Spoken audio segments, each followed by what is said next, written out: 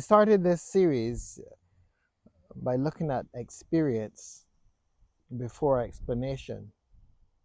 And the thinking behind it was to be able to, in some way, reflect on the importance of honoring our experiences, something that we have been taught not to do. We have been taught to receive information and to shape our worldview based on the information that we receive. And in so doing, we discount any kind of experience whatsoever. You almost get the sense that the message is that all that has needed to be experienced has been experienced by those who've gone before us. So all we need do now is to remember their experience and tell about their experience. So our journey in this world is basically invalid because all we are seeking to do is to live the life of those who've gone before us. And all of science, all of nature, all of life tells us differently. Everything about us tells us that what is important in this journey is your experience. So, in that sense, then, my thinking as I start this second part is to say that we are basically larger than the story we were given. We're larger than the story we've been given.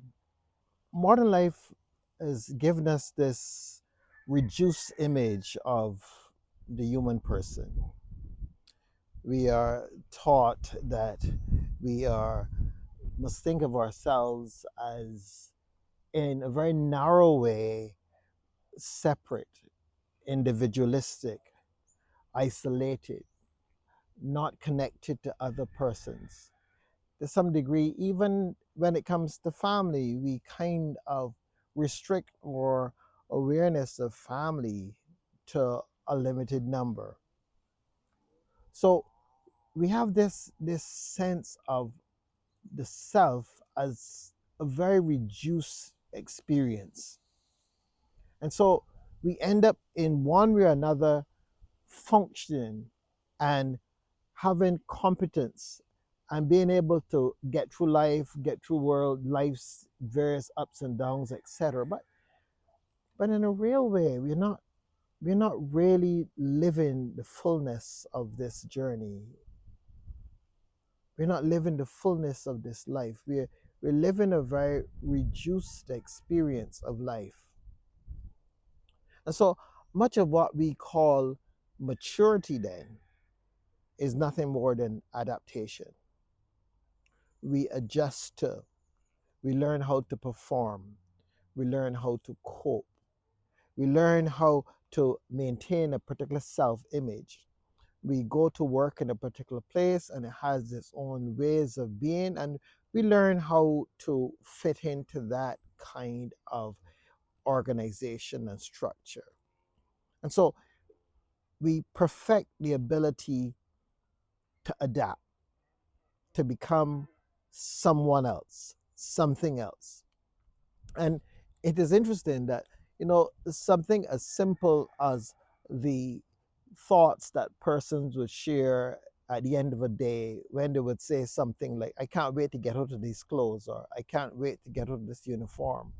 Um, and you realize that in a way the human person is rebelling inside against the fact that I have to be like this. I just want to be me. I just want to relax and be me. But in this given situation, I have to act a particular way. I have to behave a particular way. And so that sense of adaptation is what we consider to be maturity. And the more an individual can adapt, the more an individual is able to succeed in our world. Because there is nothing that the world likes better than to have individuals who toe the line. who line up perfectly and who behave like everyone else. But there's more to us than this. The self is layered. There are different parts of ourselves. There are the parts of ourselves that protect us. There are parts of ourselves that are driven and that we find ourselves really committed to something and being passionate about something. There are parts of ourselves that are fearful. There are parts of ourselves that want to please. There are even parts of ourselves that kind of avoid, that seek to avoid certain situations, certain circumstances. And there are parts of ourselves that are always vigilant, always watching. And so we're not just simple beings that are called upon to adapt, because all these parts of ourselves have come about for some reason or another. And so the idea here is not to say that we want to, in some way, reject the teaching, but we want to say that we want to fill it out. And we want to realize that there is so much more to ourselves than this process of adaptation. There's so much more to you and to me.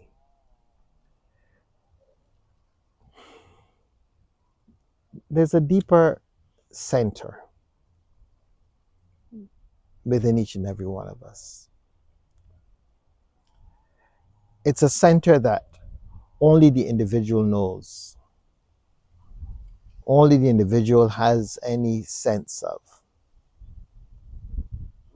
And if all that we depend on is that which is external, then that self will never see the light of day. If all that our focus is to be trying our best to fit into what others think we should be, how others have interpreted writings of the past, then we miss the point of this existence. I like to see that center, which I at times refer to as the soul, as an aspect of myself that has laid still through the years. And it is only with encounters that that soul awakens. And these encounters are varied. These encounters can be the beauty of a sunset, the vastness of the ocean. It can be the death of someone that we have loved dearly. The grief awakens us and causes us to awaken and look around and see what we've been missing. There is love. Love has a way of igniting aspects of ourselves that we didn't even know exists. And then there are those moments where we have encounters that we don't have words for. Nothing prepares us for them. They just occur. And we are thrown by such moments. These are those times when the soul awakens.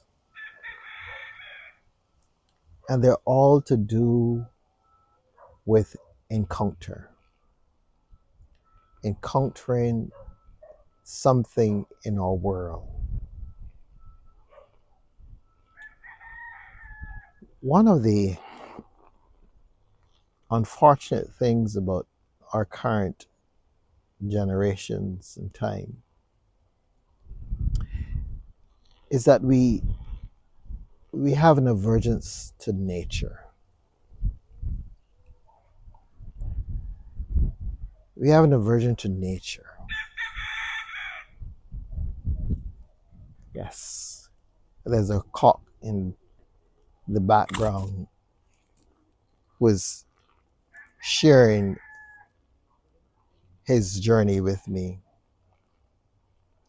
But we have this aversion to nature. We sometimes we don't even want to go outside barefooted. Sometimes we have an issue with the things that are out there in nature.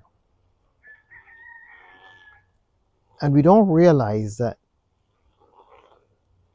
just by doing that, what we're doing is that we're cutting off ourselves from the very thing that has been placed there to teach us the most,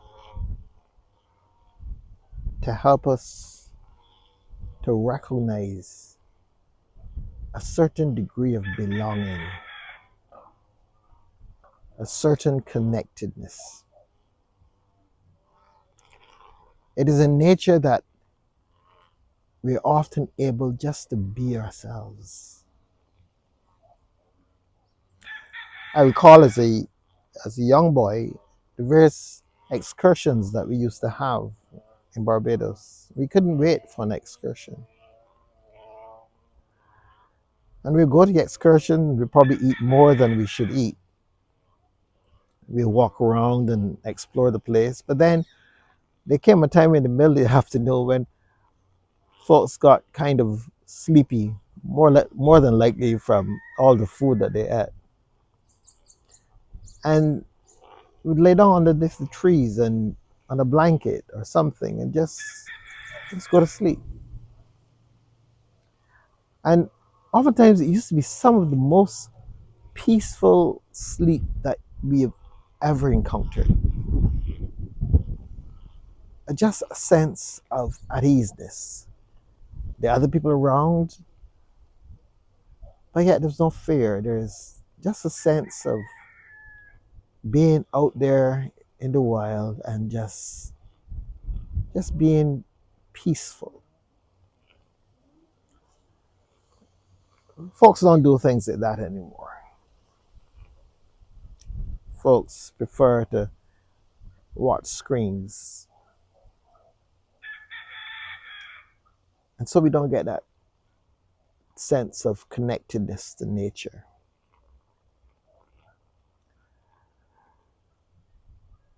But those of old, of ancient times, they understood this connectedness. And they benefited significantly in ways that we have not. We have allowed ourselves to be sold into a way of thinking that says that everything that is of importance comes from outside. Whether it's outside our home, outside our community, outside our island, it is always external. And hence, we devalue that which is within us. Experience must come before explanation. Experience always came before explanation. So to be devoid of experience is to be in a situation where we cannot contribute to the explanation. We need a larger human image for our time. An understanding of ourselves that can handle the complexity, the woundedness, even the paradox, the contradictions, the longing in our souls, and the sense of belonging. We need something that is far greater than what we've received because our experiences are far more complex than in times of old.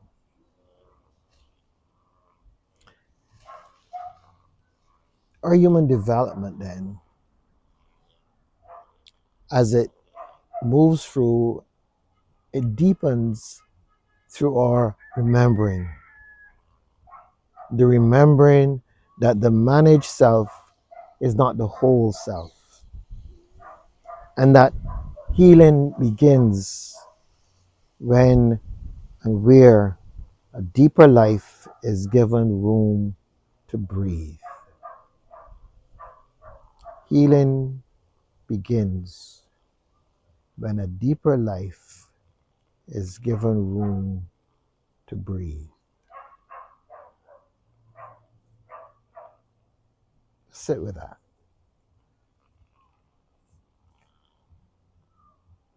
There is a depth in you and in me that far outstrips all that we can imagine.